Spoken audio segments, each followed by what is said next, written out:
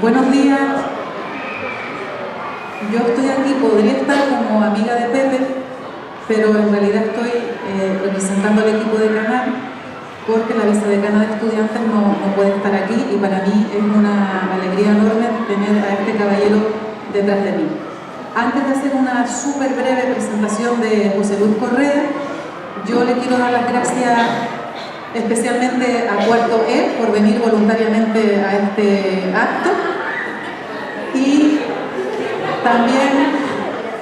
también creo que hay personas de Cuarto D y de Tercero A de infantil, así que muchísimas gracias por estar aquí, gracias a esos corazones bonitos, a Pepe.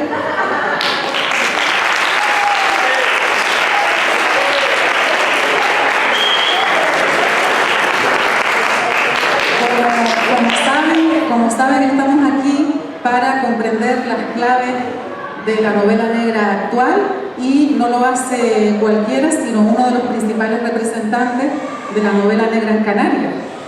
No voy a detenerme en las obras de Pepe, ni en hablar de Ricardo Blanco, su detective prota, porque eso lo tienen en cualquier página en la que consulten. Pepe está hasta en la Wikipedia, lo podrán comprobar. Sino yo voy a hablar de su fase como profe y solo voy a dar 2 pinceladas, sí. Ahora le dije a Pepe, cuando termine de hablar lo que voy a hablar, voy a quitar el aire. ¿Vale? Bien.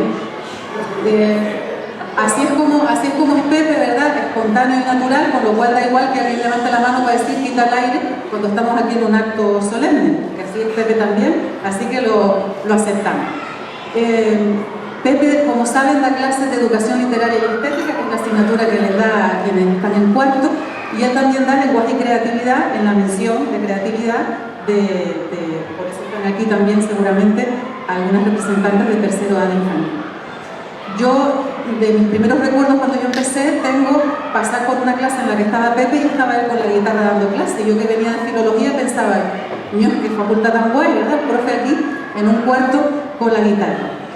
Creo que sus habilidades docentes están muy vinculadas con sus dones como ser humano, porque quienes lo conocemos no tan de cerca, pero sí, como es tan transparente, se le nota las cualidades de la creatividad, la bondad, la cercanía, la calidez, la personalidad docente que tiene brutal. Yo no puedo estar en un aula con una guitarra, pero él sí, y lo hace súper bien y se lo agradezco mucho.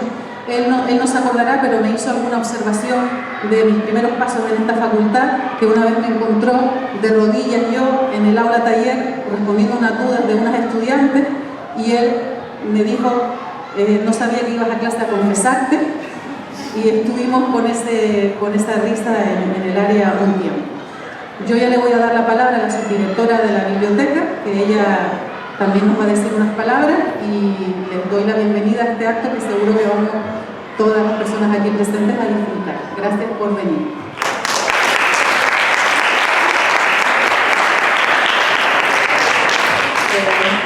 Nada, después de estas palabras tan bonitas, porque se han dicho con mucho cariño, por lo que veo, nada, yo sobre todo dar las gracias a la Facultad de Ciencias de la Educación, que siempre colabora, a la Biblioteca de Humanidades y Ciencias de la Educación, porque siempre están ahí. Gracias a todos por asistir, y gracias sobre todo a José Luis Correa, que es un colaborador habitual del Club de Lectura de la Biblioteca Universitaria, la Calma Lectora. En la última charla que se dio, fuiste tú, con una novela negra, por supuesto. Y yo solo decir, a título personal, y se lo acabo de decir a él, que yo descubrí la novela negra gracias a Muerte de un violinista, de José Luis Correa, y gracias a Alexis Ravelo. Y lo que quiero decir que para ustedes como alumnos y alumnas, yo creo que debe ser un orgullo, ¿no?, tener tanto a un profesor como a un novelista. Entonces, nada, espero que esta charla, que está englobada dentro de la exposición que hay ahora en la biblioteca de Perlas Ensangrentadas, esta exposición se hizo sobre novela negra y hay un apartado especial para los novelistas y novelistas canarios. Espero que disfruten de esta charla y también de la exposición. Gracias.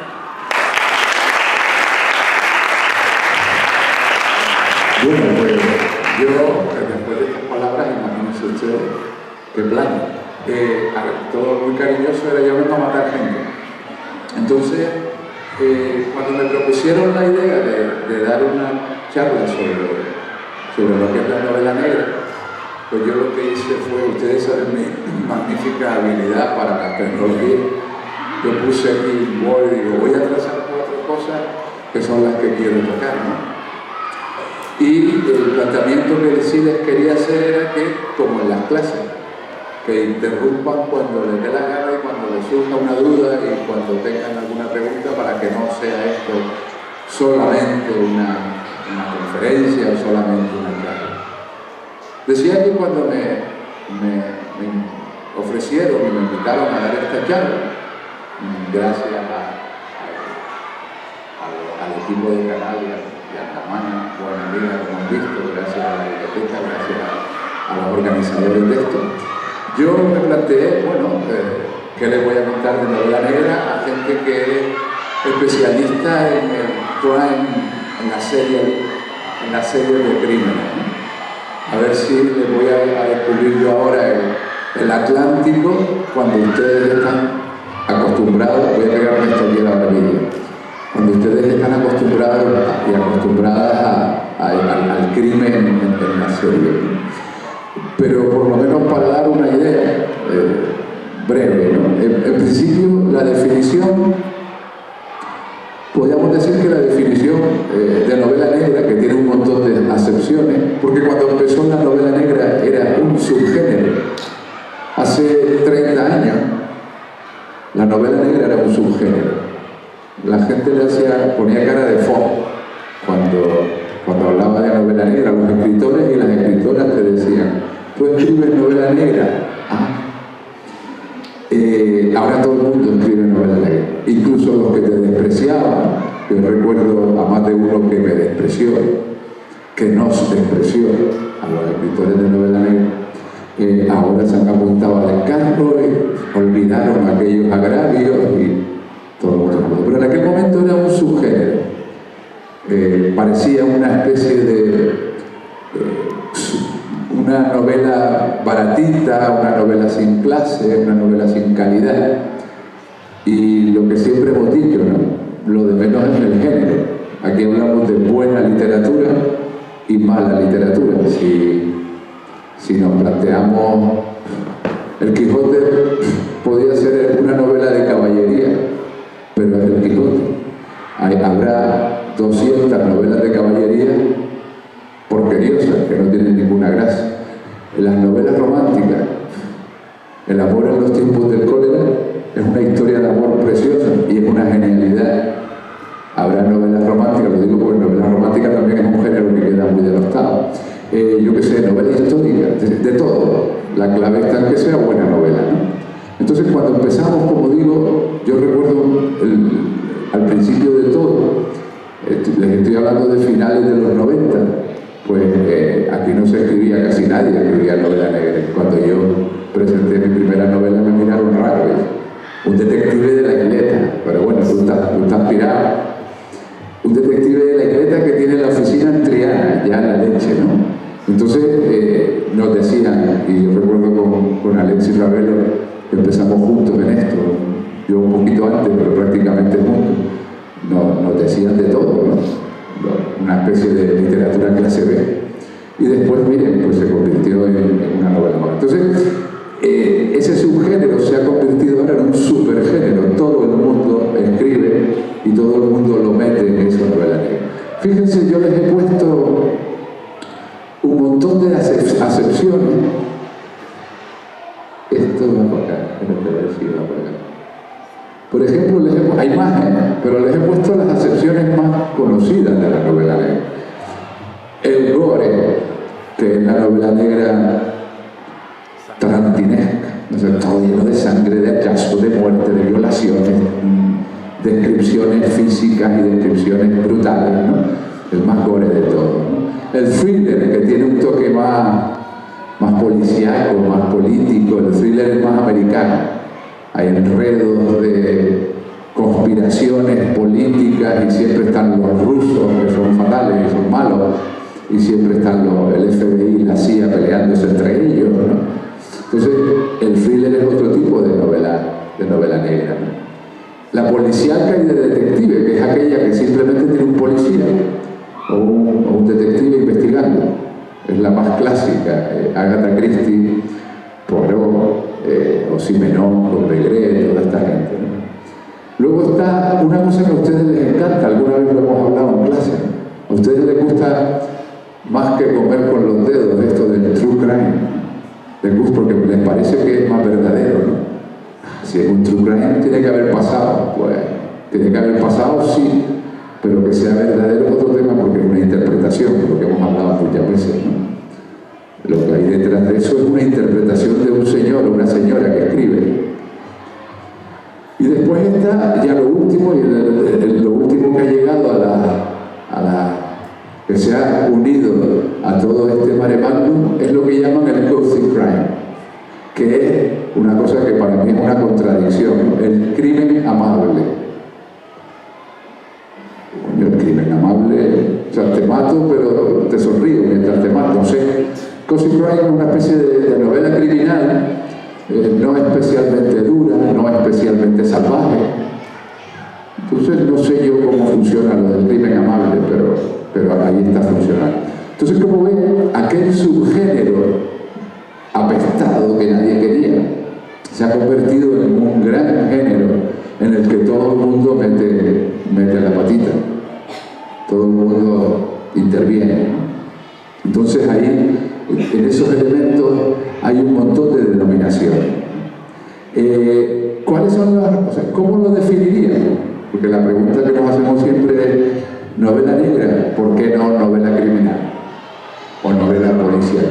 Pues miren, para mí, esto ya es una opinión, hay una diferencia para mí importante, que es la línea moral. Yo siempre he dicho que la diferencia entre novela negra y policíaca es que en las novelas policíacas hay un bueno y hay un malo, y está claro. Miss Marple es buena. O sea, el investigador forma parte del mundo del bien y el malvado del malvado, punto.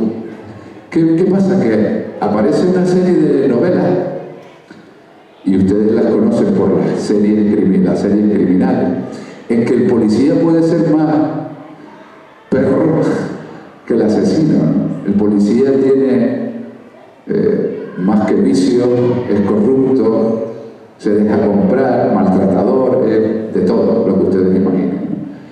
Entonces ahí entra en juego la novela negra. La novela negra es esa en que no hay buenos ni malos muy claramente.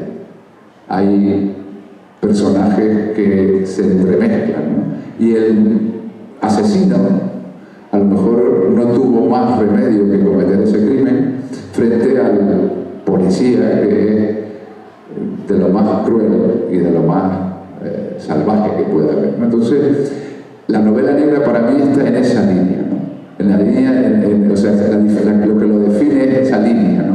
Esa línea ya no está tan clara. Cuando nosotros empezamos a ver novelas detectivescas, el detective era el tío más listo del mundo, porque con cualquier pista, bueno, después llegó MacGyver, ¿se acuerdan de MacGyver? Entonces, no sé si vieron alguna vez a MacGyver. MacGyver era un tío que te sacaba con un chicle y un plástico, con un chicle y una bolsa de hipertino, te hace un paracaídas y se marchaba a los lados. Eso era una cosa bárbara, ¿no? Pero eso era otro tema, ¿no? Entonces, el detective era súper listo, súper sagaz, ¿no? Y el malo siempre cometía un error. Entonces, esa era la novela de detective. No, la novela negra justamente es lo contrario. No es una cuestión de errores y aciertos, es una cuestión de vida. Esto es lo que hay y los personajes están cruzando la línea constantemente. Por ejemplo, la novela criminal y policíaca tiende a un final feliz. El final feliz es que cojan al malo, la justicia caiga sobre él y vaya a la cárcel. En las novelas negras no siempre ocurre eso. Hay muchas novelas negras, por ejemplo, incluso en que la voz narrativa la tiene el malo. asesino, el violador, el psicópata. O sea, fíjense hasta qué punto el final feliz está fastidiado. Entonces, esa es otra diferencia importante, los finales felices de las novelas policiales. Frente al final incierto. En la novela negra, los autores y las autoras de novela negra se plantean una cosa muy elemental. El lector, la lectora, tiene que entender qué pasó al final. Cuando ustedes terminan de leer la novela, o cuando los lectores terminan de leer la novela, tenemos que saber qué pasó. ¿Por qué pasó? Y cuáles fueron las causas y cuáles serán las consecuencias. Eso es lo único que se preocupa.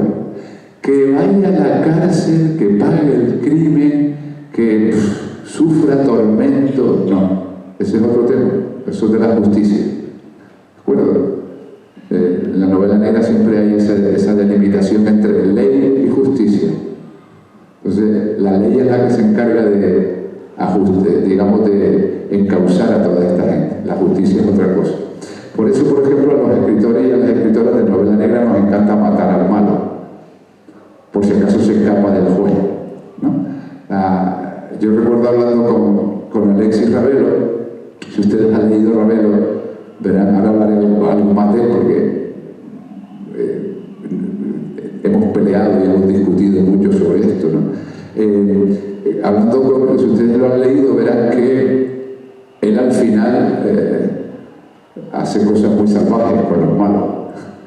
Era como, se venga, él tiene un rollo vengativo, y entonces decíamos, bueno, eso es un poco salvaje. No, es por si acaso el juez me lo deja libre. Claro, en el fondo va por ahí, ¿no? Dice, bueno, lo que vemos mucho en la serie, el policía está todo el día trabajando para meter al tío en la cárcel, y luego llega un abogado listo y un juez medio raro y la justicia rara que tenemos, las leyes estas que no sé qué, y al final sale al día siguiente. Entonces tenemos siempre la tentación de cargarnos al malo rápidamente, ¿no? Esa es otra de las claves, ¿no? Aquí pasó algo y, como siempre, a ver, esto yo creo que tendré que hacer esto, supongo. Digo yo, esto que analizar y no, más tarde. Vale. Pues eso, entonces tenemos todos esos elementos dentro de la novela negra. Y así empezamos. Las novelas funcionan a partir de ese objetivo, ¿no? Voy a plantearles alguna otra cosa. Por ejemplo, otra cuestión que siempre se discute con la novela negra es la relación con la novela social y con la novela realista. A ver, con la novela realista siempre se suele hablar de que las novelas negras suelen plasmar la realidad. Tampoco. Las realidades, las novelas son otras realidades y es otra historia. Yo no sé si alguna vez, porque yo a veces les cuento cosas y se me olvidan, yo estoy más fatal. Entonces, no sé si alguna vez les conté la anécdota de Mientras seamos jóvenes, que era la historia de una estudiante italiana de Erasmus que murió asesinada y violada en la puerta de su casa. ¿No? Vale. Pues se lo cuento, para que vean el realismo. Verán. Mientras seamos jóvenes debe ser del 2017 o 2018, una cosa de esta. Y estaba entonces el otro rector, el rector regidor, que es un buen amigo. Entonces el rector me decía, Pepe, ¿por qué no pones una novela en la universidad? Y yo le decía, porque yo mato gente. Pero bueno, ¿y por qué? Pero no sé, porque mis personajes son unos cabrones. Bueno, en la universidad, no te creas tú. Al final hablamos y me convenció. Me dijo, mira, ¿sabes qué? Pues sí. Yo recuerdo que empecé a escribir esa novela y en principio iba a estar aquí. En principio la iba a centrar. La historia es simple, ¿no? La historia era una Paola Bortolucci, una estudiante de Erasmus que no existe de verdad. Allí éramos italianas, pero nadie se llamó nunca así y ninguna murió. Entonces, Paola Bortolucci es estudiante de Erasmus que vino a estudiar aquí, y entonces apareció muerta ahí. Yo lo iba a hacer aquí, pero después pensé, coño, aquí me voy a tomar café con todos los colegas, y me va a estar todo el mundo mirando, diciendo, vamos, este seré yo. Al final, por si acaso, la puse en veterinaria, que más lejos no podía. Entonces la chiquita estudiaba veterinaria arriba, en Aruca, en Cardona, ¿no? Yo no conocía nada de veterinaria, también me cuidé mucho de no... Si el departamento tenía un director, yo lo convertía en directora. Si había un decano, yo lo hacía decana. Si era una tutora, yo lo hacía tutora. O sea, yo mezclé todo, los nombres ni que se parecieran, porque imagínate que se pongo un Rodríguez y hay un Rodríguez, ¿no? Entonces, lo cambié todo para que nadie pudiera sentirse. Entonces, la alumna estudiaba arriba en veterinaria. Y bueno, va. Entonces la historia es esa. La historia es que muere, culpan a un profesor con el que tenía un lío, y el profesor va a la cárcel, el profesor va a mi detective, a Ricardo Blanco, y le dice, mira, yo no la maté, yo la quería. Entonces, por favor, ayúdame a demostrar que yo no la maté. Y entonces la novela empieza ahí. Como comprenderán, todo era pura ficción. Se complica con un montón de cosas, Ricardo investiga un montón, termina en Barcequillo espiando no sé quién, vuelve a no sé, o sea, está todo el santo día, la historia se complica muchísimo, era pura ficción. Cuando yo voy a presentar esa novela, que me la iba a presentar el rector en el aula de piedra del rectorado, el mismo día, además lo cuento porque fue el mismo día, yo estaba dando clases en un aula como les doy a ustedes y todo el día me vibraba, toda la mañana me vibraba esto. Bueno, al final, cuando cojo aquello, tengo un montón de mensajes porque la noche anterior había aparecido muerta en el portal de su casa una estudiante era una estudiante de La Palma, una estudiante palmera, en Pérez del Toro, o sea, a 200 metros de aquí, justo al lado de una casa en la que yo viví muchos años. Y es raro porque yo cojo mis casas antiguas como casa de los personajes. Imagínate que hubiera puesto la cosa aquí en la casa de imagínate. Entonces claro, yo suspendimos la presentación, estuvimos parados porque no tengo mucho corto. Entonces, imagínense lo que es la historia. ¿Qué ocurre? La realidad y la ficción. La historia, si ustedes no lo recuerdan, era una estudiante palmera que vivía en Pérez del Toro, en un primer piso, y en el segundo vivía un muchacho que era aficionado a los videojuegos, a la Game Boy y a todo esto. Entonces el muchacho estaba todo el puñetero día jugando con un ruido escandaloso, con un follón del carajo. Y ella no paraba de subir a la y bájame por favor esto, que estoy estudiando. Un día subió esta muchacha palmera, estudiante de la ULPGC, subió, le dijo, mira, lo siento, ya no te aguanto más, voy a llamar a la policía porque no puedo más. Bajó la muchacha, él bajó detrás y le metió un hachazo en la cabeza y la mató. Esa fue la historia, ¿vale? ¿Qué ocurre? Que esa historia contada, literariamente, esa historia no me vale como, literariamente no me vale. Es realista, sí, porque pasó en realidad. Pero ¿la puedes contar? ¿Tiene gracia para contarla en una novela? Ninguna. Aquí, o sea, el motivo del crimen más aburrido y más raro, entonces, literariamente no me sirve. Tuve inmensa suerte porque si la matan, si esta historia pasa 6 meses antes, mientras yo escribía la novela nunca hubiera salido, ¿no? Eso es lo peor que te puede pasar, que estés contando un crimen y aparezca un crimen muy parecido al tuyo. Yo he tenido suerte, siempre pasa después. En ese sentido, siempre pasa algo parecido, pero después, nunca mientras, ¿no? Esta historia tiene un bordón final, y se los cuento, porque 9 o 10 o 11 meses más tarde me invitaron a dar un taller, una charla a un club de lectura en la cárcel del sur, en Juan Grande. Y yo fui, había una psicóloga y un educador que llevaban el club de lectura y me invitaron, vete al club de lectura de los presos Y yo me fui para allá con ellos. La cárcel era una pasada, no sé si ustedes han ido alguna vez, pero que no por obligación. Entonces la cárcel tiene una piscina, tiene una cosa que decir mi madre. Y entonces, nada, yo fui al club de lectura. Imagínense ustedes un salón de actos como este, yo vengo aquí con mi despapajo que tengo y mi bocaza que soy un bocaza. Entonces, ¿qué se me ocurre decir? Miren, yo que les voy a contar a ustedes de crimen. A ver, claro, lo primero que decía, a mí me da mucho corte, tenía que hablar con ustedes de crímenes y delitos, ¿no? Y ellos, vale. Además, es que los crímenes, fíjense, entonces les dije, fíjense. El otro día, hace un año, me pasó esto, y les conté lo que acabo de contar, y entonces les dije, ¿pero qué pasa? Que el crimen de verdad era una cutrada, era vulgar, era una chorizada, ¿quién se lo ocurre y tal? Y yo veo que los que me llevaron decían, y yo, bueno, es que es increíble. Y bueno, total que yo sigo y termino, acabo, me voy, salimos para afuera y me dice la psicóloga, lo siento y tal, teníamos que haberte avisado. Digo, ¿qué pasó? El asesino de la palmera estaba en primera fila. Era uno de los animadores del club de lectura y además bibliotecario.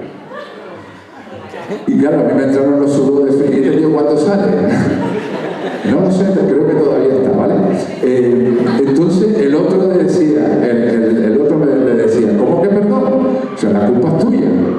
Tú estás acostumbrado a los estudiantes, y los estudiantes que son gamberros, como muchos, gamberros. Estos son asesinos, violadores, pues, ¿qué esperaba?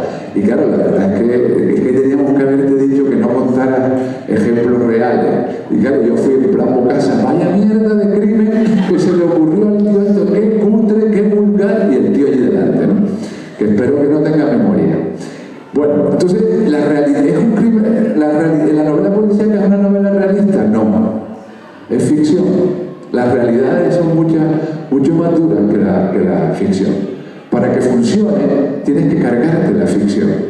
Hay una novela negra muy clásica total, que es, ¿cómo se llama la de A Sangre Fría? ¿No? A Sangre Fría, que es la de Capote, a la de Truman Capote. A Sangre Fría es una novela de Truman Capote, que era periodista. Lo nombra, a Truman Capote lo lleva, hay una película además que se llama Capote que narra todo eso. El tipo era periodista y lo mandan a seguir un crimen atroz que hay en una casa en el campo y tal, ¿no? Y él va allí y se entrevista con el criminal. Y el tío está allí, quiere contar esta historia como escritor, no como periodista. Y el tío enreda de una forma brutal para que el otro cuente otra cosa distinta, para que le cuadre en la novela. La novela es mentira, o sea, el tipo le hizo cambiar la declaración al asesino, pero además lo manipuló de tal forma que el asesino terminó confesando algo que no era real, pero era muy literario, y fue lo que él escribió. Es decir, el tío manipuló la realidad para que le sirviera como escritor. Eso pasa mucho cuando el que escribe es periodista, ¿no? A los periodistas les jode mucho eso de no poder decirlo todo, porque claro, te demandan. Entonces, como escritores se travisten, ¿no? Se hacen una especie de travestismo extraño y se convierten en todo lo que no pueden ser como periodistas. Entonces, eso, ¿no? El crimen no es real. La novela criminal es otra realidad. Tú te inventas los personajes, por supuesto, atufa a la realidad. O sea, es decir, si tú estás hablando de, por ejemplo, de pateras, de las llegadas en patera, tú estás hablando de mafias que están detrás. Eso es real. Es real. O si tú estás hablando de una secta, mis últimas novelas tienen que ver con una mafia de inmigración, con una secta y con una influencer que no pude menos, que tenía muchas ganas de cargarme. Y entonces, ese era otro. Entonces, son reales, quiero decir, están cercanas a lo que ocurre, pero no son realistas. No hay una realidad en eso, se los aseguro, ¿vale? La novela realista, porque además hay una clave. La novela realista, si ustedes se fijan, identificar lo bueno y lo malo de la sociedad. Una novela realista plantearía lo que es bueno y lo que es malo. La novela negra se centra más en lo malo, claro. La novela negra se centra más en la oscuridad que en la luz. Entonces no puede ser realista precisamente porque no es equitativa como es la realidad. Y luego la novela social, pues sí, cuando uno plantea, tiene una cierta relación. Cuando uno plantea un crimen en la playa de La Laja, pues está planteando, es muy distinto a un crimen en Nueva York. ¿Vale? Si tú estás creando, ¿por qué? Pues porque tiene una realidad alrededor de la playa, hay una gente que va, que tiene una realidad social, tiene un estrato social. Es decir, claro que tiene un toque social. Eso sí es importante. ¿De acuerdo? Entonces, hay una cierta realidad entre la novela social, o sea, una presencia de paralelismo entre novela social y realista, pero no lo es. Le voy a beber agua. ¿No se les ocurre ninguna pregunta?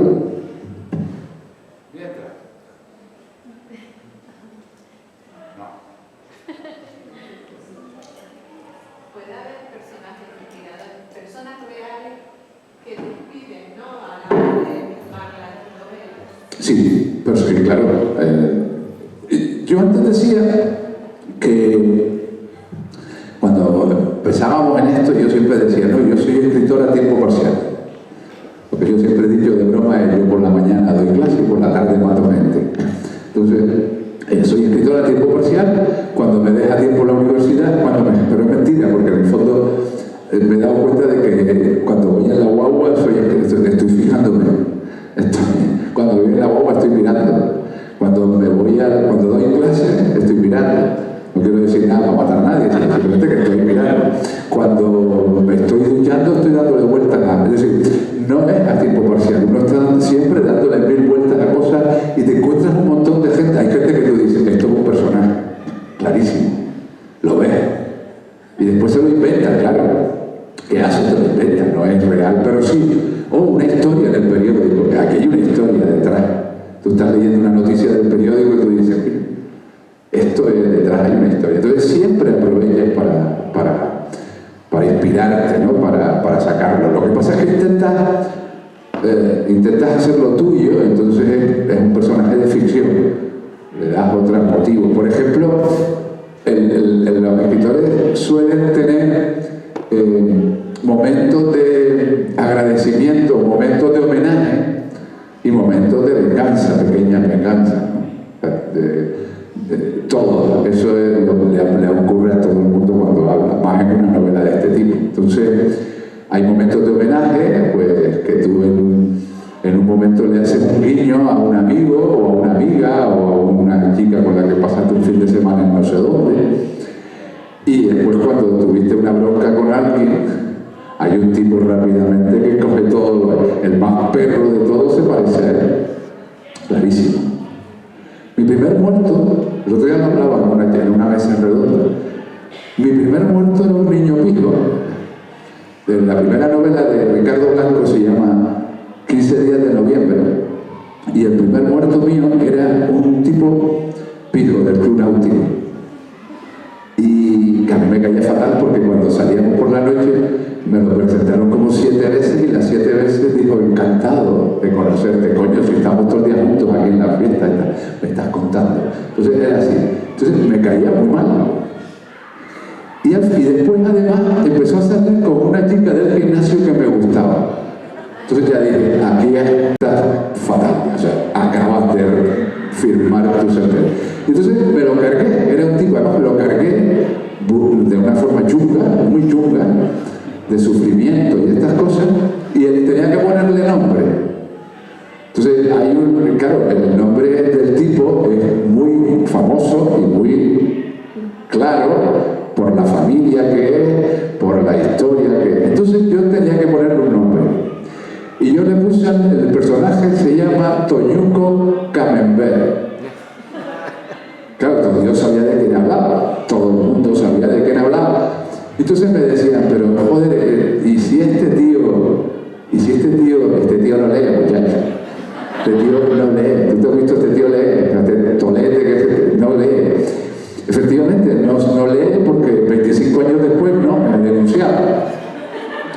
Y tenemos amigos comunes y la gente le dice, ¿tú sabes que eres el primer muerto de Correa?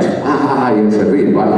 Pero no me ha denunciado, ni siquiera he tenido la curiosidad de ir a leer qué pasó, ¿no? Pero bueno, en cualquier caso, siempre haces tus pequeñas venganzas y siempre haces tus pequeños homenajes.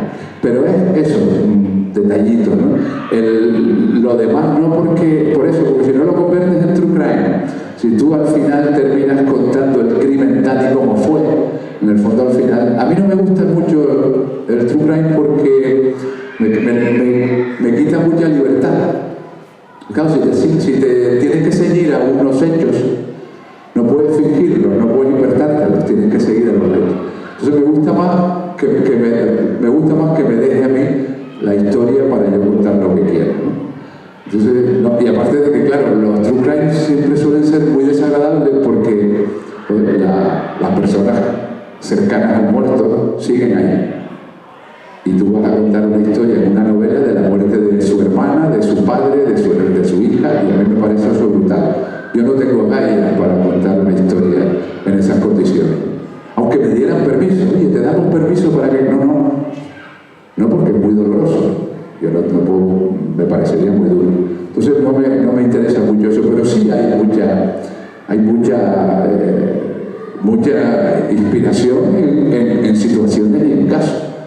Por eso yo hablaba con Alex, alguna vez nos han amenazado, ¿vale? Alguna vez nos han amenazado, a él más que a mí, porque él tocaba a él le gustaba chinchar más que a mí, pero nosotros, yo he tenido correos electrónicos amenazantes. ¿Pero por qué? Pues porque has tocado un tema y hay gente alrededor de la isla o en la ciudad que le ha pasado algo parecido, ¿vale? Entonces eso sí ha ocurrido. Se fue, y ahora no sé por qué se fue, y esto si hago así se oye, a ver, no, ¿sí? A ver, vale. Entonces voy a terminar, porque tampoco le voy a meter todo este rollo, ya se acabó aquí, fíjense. Entonces yo les decía al principio y acabo, el noir, ¿de dónde viene? Pues el noir actual, normalmente, ¿dónde nace el noir? Pues básicamente nace en Edgar Allan Poe. Aunque yo me niego a creerlo, el primer noir total, la primera gran novela negra, el otro día lo dije en el club de lectura y a alguna señora no le convenció mucho, en un club de lectura. La novela negra, la primera gran novela negra es la Biblia, que es cojonuda, por cierto. O sea, la Biblia, ustedes cojan la Biblia, sobre todo el Antiguo Testamento, allí están traiciones, asesinatos, riete de Juego de Tronos. O sea, la Biblia tiene toda la maldad del mundo, toda la venganza del mundo. Entonces no me cuenten a mí que la novela negra nació en el 19 con aquel cuento de la carta de... No, la novela negra es muy antigua. Es decir, la novela de este estilo, ¿no? Entonces, la novela negra moderna, por eso le decía, la actual, sí que viene a partir de los americanos en los años 20. Está Raymond Chandler, Dashiell Hammett, Jim Thompson, todos los escritores esos de novelas de los años 20-30. Y entonces esos fueron quizás los inspiradores, que se convirtieron en guionistas de las películas que veíamos nosotros. Yo a la edad de ustedes, o más joven, eran las películas que veíamos. Y yo, mi primera novela, quería hacer un homenaje, por eso fíjense. Por eso elegí un detective y no un policía. Los listos de mi clase eligieron un policía y un guardia civil. El tonto eligió un detective que no vale para nada. En España el detective no vale para nada. Pero yo quería un detective porque yo quería hacer un homenaje a esos detectives americanos que me encantaban. ¿Qué ocurrió?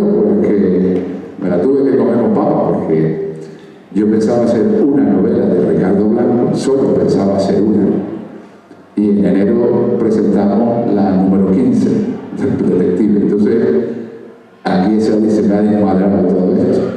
¿Vale? Pero yo quería hacer un detective, y fundamentalmente lo digo porque quería hacer ese homenaje. ¿De acuerdo? Entonces, la novela negra surge de esa época y luego va evolucionando. Hasta llegar a lo que podríamos llamar la novela actual que ahora es la que ustedes pueden ver, y hay un montón de visos. Entonces está la americana frente a la europea. Hay una novela americana que está muy basada. Bueno, ahora la novela americana está muy cercana a la aparición de Trump en la política. Casi todas las series y las novelas modernas están... nosotros hablamos de la pandemia y ellos hablan de su pandemia. Entonces, las cosas se han complicado bastante, ¿no? Entonces, esa novela va por otro lado. Frente a la europea tiene otro estilo. La novela negra europea no tiene mucho que ver con la americana, como las sociedades no la tienen que ver. Obviamente, las novelas reflejan un espacio. O, por ejemplo, la nórdica frente a la mediterránea, ¿no? Se puso muy de moda hace 10 años, 15 años, la novela sueca, la novela nórdica. Y esa es una novela que nos ha develado un montón de secretos, ¿no? Que para eso están las novelas. Y a todos nos asombró. Nos asombró porque, coño, cuando hablaban de educación, ¿de dónde hablaban? De Finlandia. Cuando hablaban de civilización, el pueblo sueco. El pueblo sueco, el pueblo noruego, el finlandés. Y de pronto se llena esto de asesinos y cosas, y descubres allí una pederastia brutal, un abuso sexual, una brutalidad. Entonces, la novela sueca enfoca sus problemas. Yo recuerdo un amigo de un escritor, un magnífico escritor de novela negra mexicana, que era Elmer Mendoza como abuelo. Y Elmer Mendoza decía, oye,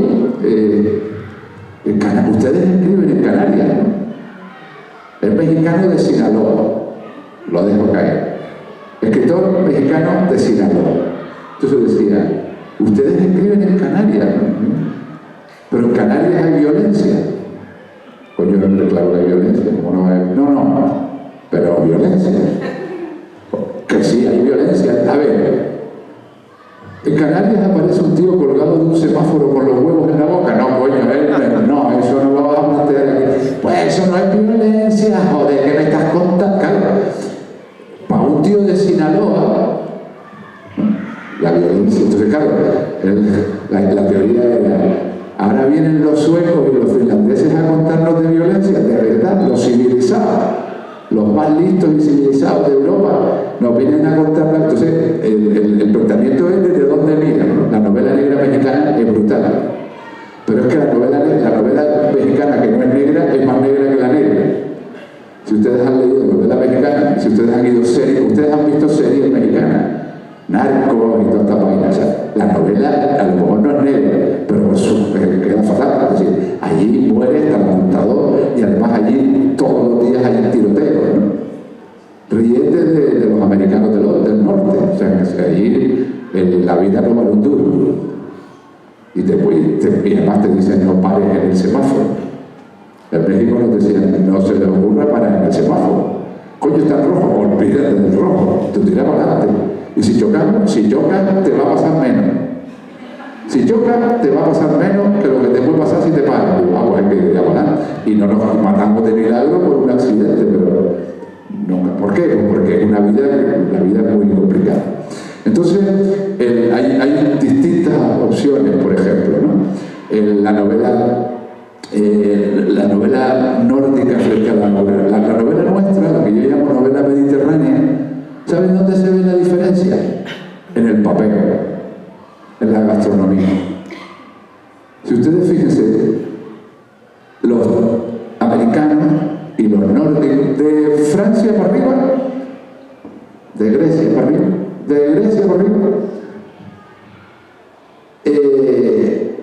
allí se come fatal. Los tíos comen mal, o sea, los suecos, el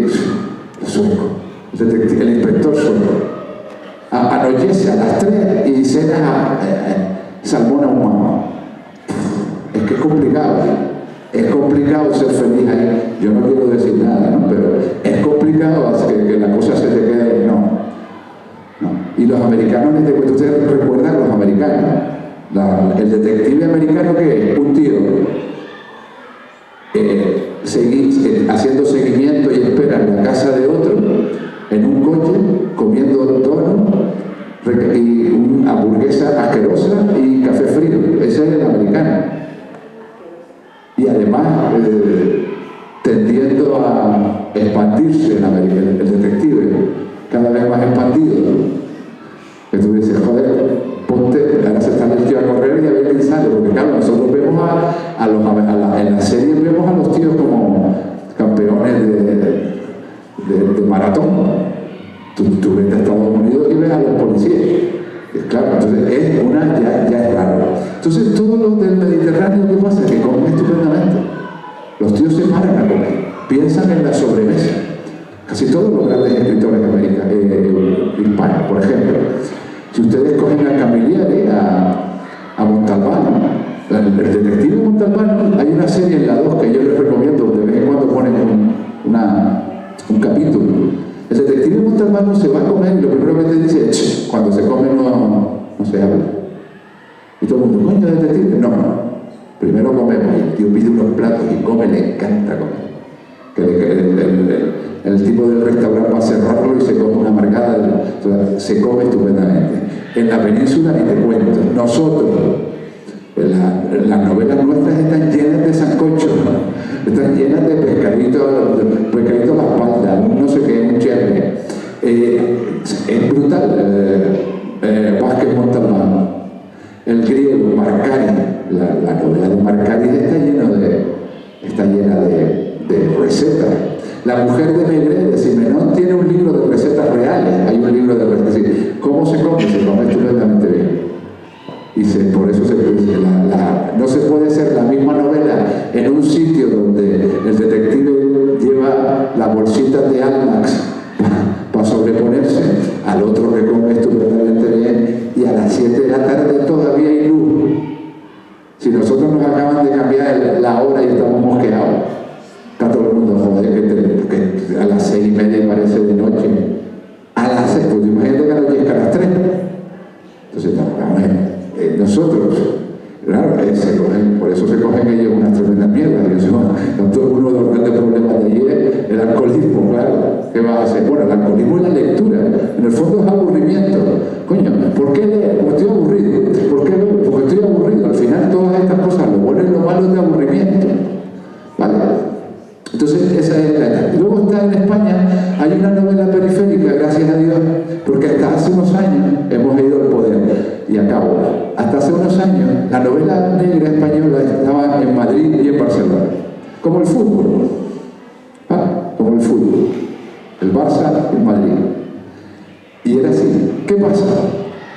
Que empezó a llegar gente, empezaron a llegar los gallegos, los vascos, los canarios, los andaluces, los extremeños, los valencianos. Entonces empezamos a arrasar, además, empezamos a publicar, empezamos a llegar. Y ahora mismo, donde menos, los menos autores son los catalanes y los madrileños, la mayoría son de la periferia. Y esa es la grandeza de la novela negra española actual, porque tú encuentras un montón de autores que cuentan su pequeño país. Y hay un montón de autores magníficos. Hay uno ahora que acaba de un amigo nuestro, Jon Arretxe. No sé si han visto que hay una serie ahora en la tele de un detective vasco negro. Pues el autor es Jon Arretxe, que es amigo nuestro del grupo Amor. Y entonces empezamos a llegar los de la periferia. Los canarios, los vascos, y vamos a todos lados juntos. Nos encontrábamos en las Semanas Negras y estábamos juntos. Salíamos siempre los vascos, los gallegos y los canarios. ¿Por qué? Porque era la periferia. Contábamos una historia diferente a Madrid y a Barcelona. Y eso es lo que está funcionando actualmente en la literatura negra. Y luego, por último, una pequeña diferencia, y es la novela negra urbana y la rural. Fíjense, y ahora sí que acabo de ver, la novela negra está siempre relacionada con un paisaje. La diferencia entre un asesinato, imagínense un asesinato machista, o un asesinato por venganza, o un asesinato para robar. Todos esos tienen sin papel, o sea, son generales. ¿Cuál es la diferencia? Que ese asesinato se dé en Atenas, que se dé en Chicago, que se dé en Bangkok, o que se dé en Noruega, en Oslo, ¿no? Es decir, la diferencia es el lazo. Entonces hay una gran novela urbana, una gran novela negra urbana. Y fíjense, la mayoría de las veces, ¿qué es lo que tiene? Puerto. Las grandes ciudades de la novela negra, ¿qué tienen? Tienen un puerto. El puerto es tremendamente literario. No sé si ustedes han visto el puerto que tenemos. El puerto es otra ciudad dentro de la ciudad. Allí tú entras por allí y estás en otro mundo. Las leyes son diferentes. Ahora ya menos, pero antes las leyes eran la leche. O sea, allí a veces no entraba ni la policía como de despiste. Entonces, los puertos de las ciudades son siempre donde pasan cosas muy turbias. Entonces, casi toda la novela negra urbana está asociada a ciudades con puertos. Por eso era impensable, y ahora sí que acabo, era impensable que cuando la gente te decía Correa, una novela negra en Las Palmas, entonces le decía Alexis Rabel, y le decíamos, lo raro es que no tuviéramos una novela negra en Las Palmas con ese puesto que hay y con esa ciudad que tenemos. Muchas gracias.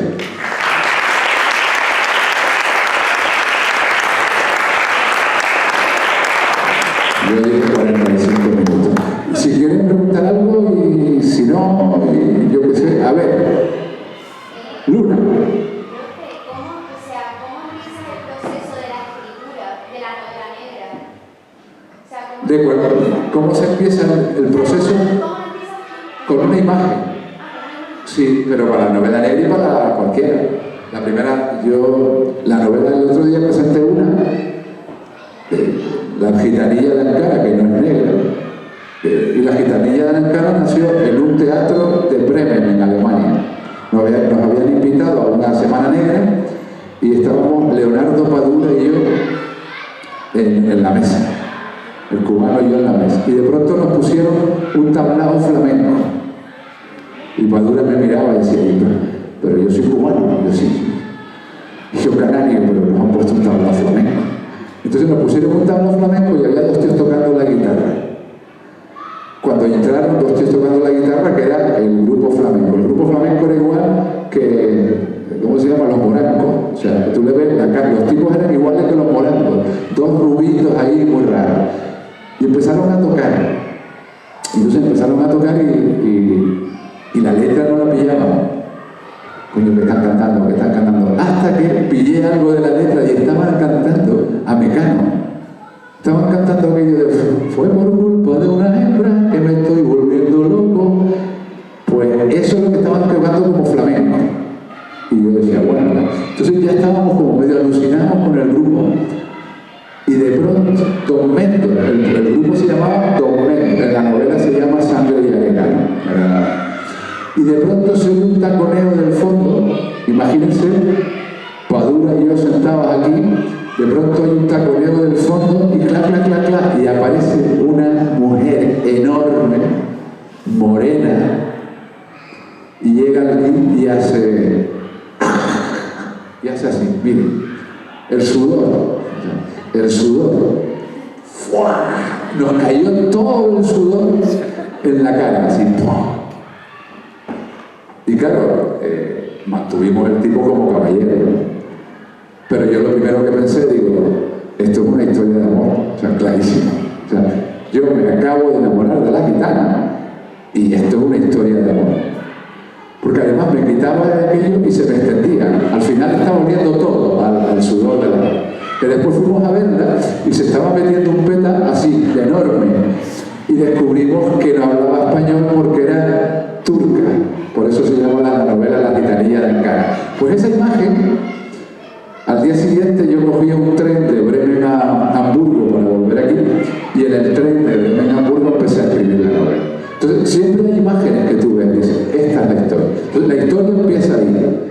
Después ya tienes que ir dándole, soltando la cuerda. Entonces va por ahí, ¿no?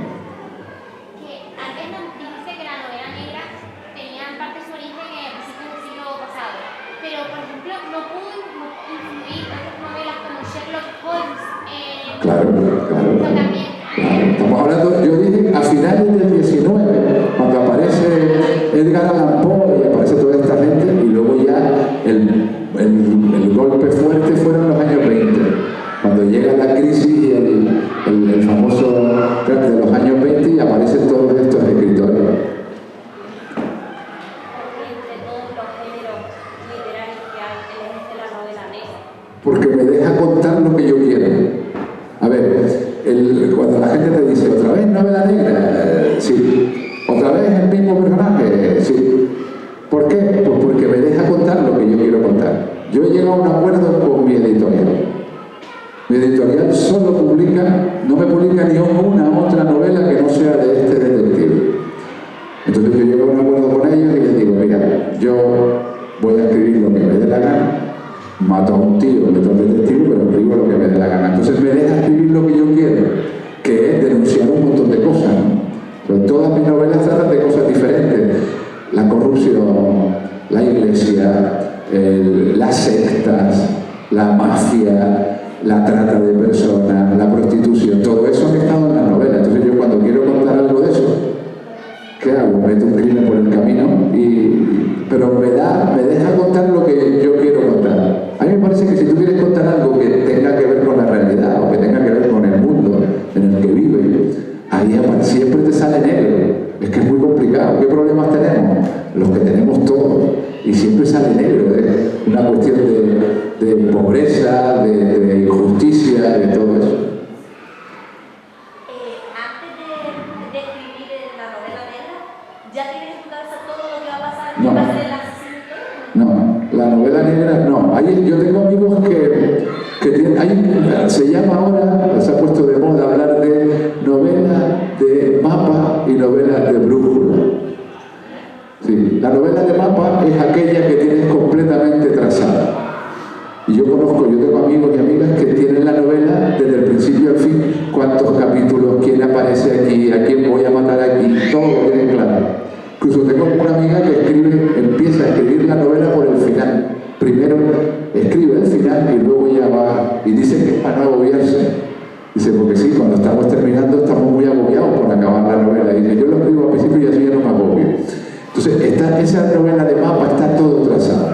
Y después está el otro, que es el de brújula, que es el que empieza a contar y va buscando lo que le interesa. Yo soy más de brújula, yo no tengo ni idea. Yo recuerdo un caso yo qué sé, no me acuerdo qué novela, que estaba en la Plaza de Victoria, y en la Plaza de Victoria estaba escribiendo, y le mandó un mensaje a un amigo, ya sé quién es el asesino. Y entonces me decía mi amigo, pero bueno, ¿en qué página estás? Digo, en la 142. Y entonces me decía, ¿tú estás tonto? Digo, no estoy tonto, que acabo de descubrir quién es. Yo no sé quién es el asesino. Yo tengo ahora 60 páginas de una novela que es la nueva, teóricamente la del año 26, si me la compran, y todavía no tengo muy claro. Pero sé a dónde quiero llegar, sé lo que quiero contar. Esa es la brújula, ¿vale? ¿Y consideras que es lo más cutre que se puede hacer cuando escribes novela negra? Lo más cutre. Hombre, lo más cutre, yo siempre digo que hay dos cosas que uno no puede hacer. No puedes aburrir a los lectores. No puedes. Está prohibido. Porque además los lectores modernos se te van. Si tú escribes una novela aburrida, se te van. O sea, van a otra cosa. Hay un montón de cosas que tienen que hacer. O sea, o los mantienes o no. Entonces no puedes aburrir. Y luego no puedes tomarles el pelo. No sé si a ustedes les ha pasado, a mí como lector yo he tenido sensación que me han tomado el pelo. Entonces estoy leyendo una novela y digo, ¿qué estás contando? Y después ya me lo creo. Entonces me toman el pelo y no lo acepto. Entonces eso es lo más cutre. Entonces te hacen trampa, ¿no? Entonces eso es lo peor. Y después, claro, uno espera pues que la novela esté bien desarrollada, la falta de ortografía, o sea, que no tenga problemas de ortografía ni de expresión, que los personajes tengan su peso, pero para mí sobre todo lo que más me fastidia es que me tomen el pelo como lector. En novela negra y en novela azul, o sea, me da lo mismo, me parece, y yo tengo la sensación muchas veces, no sé si a ustedes les pasa, porque además me cabrea porque es que espanta al lector. A mí, digamos que mi oponente o mi rival, yo lo decía con Alexis Ravelo cuando íbamos juntos por ahí, ustedes son rivales, no, perdón, a mí mi rival es un escritor malo, Un escritor malo es mi rival, porque un escritor malo me quita la historia. Este tipo me lo da. Y nosotros estábamos todo el día, lo decía, ¿no? O sea, yo empecé a leer a este y luego me pasé al otro y seguí leyéndolos a los dos.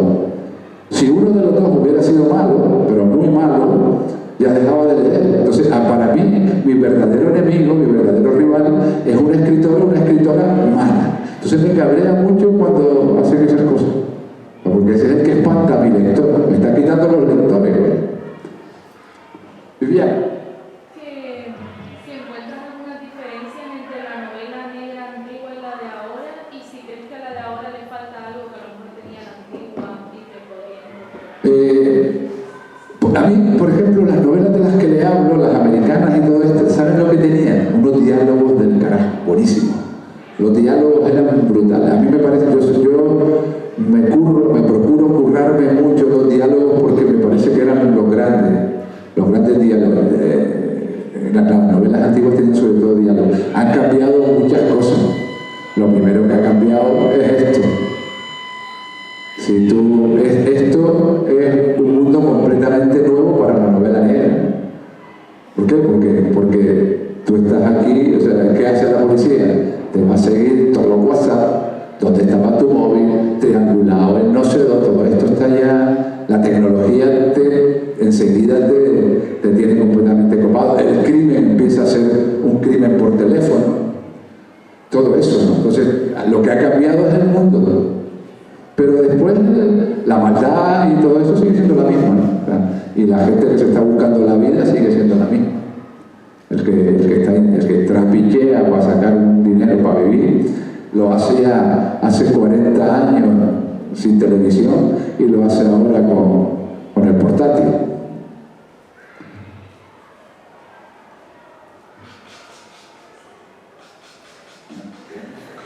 Pues muchísimas gracias y nos vemos.